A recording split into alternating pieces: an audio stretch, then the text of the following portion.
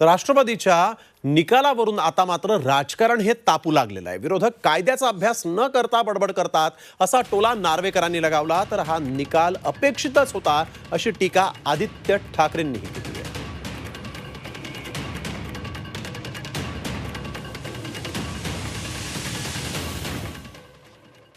अपेक्षित निकाल होता। आपण पाहिलं असेल की जो आमच्याबद्दल जो काही घोळ झाला किंवा घोळ केला गेला तसंच इथे पण केला गेलेला आहे। अध्यक्ष खरं ट्रायब्युनल म्हणून काम करत असताना पक्षपात करू शकतात, हे धक्कादायक आहे। आणि मला वाटतं आपण आता विचार करायला पाहिजे की आपण देशातली म्हणजे एक महत्त्वाचं राज्य आहोत आणि ज्या राज्यात लोकशाही नाही तर आपण जगात तरी हे सांगितलं पाहिजे का की आता लोकशाही आपल्या देशात आहे की नाही। मला वाटतं आता नाही हे सांगायला काहीच हरकत नाही आहे। त्यांनी सांगावं डिसेंट आणि डिफेक्शन मधलं डिफरन्स काय असतो, डिसेंट कशाला म्हणतात, डिफेक्शन कशाला म्हणतात, इंटर पार्टी डिस्प्यूट कशाला म्हणतात आणि voluntarily giving up of party membership कशाला म्हणतात।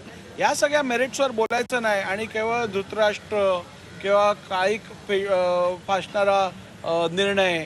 त्यामुळे अशा टिप्पणींवरती मी आपल्याला ह्यापूर्वीच सांगितलं आहे की जितेंद्र आव्हाड जी असतील, संजय राऊत जी असतील अथवा आदित्य ठाकरे जी असतील, हे कॉन्स्टिट्यूशनल एक्सपर्ट्स आहेत।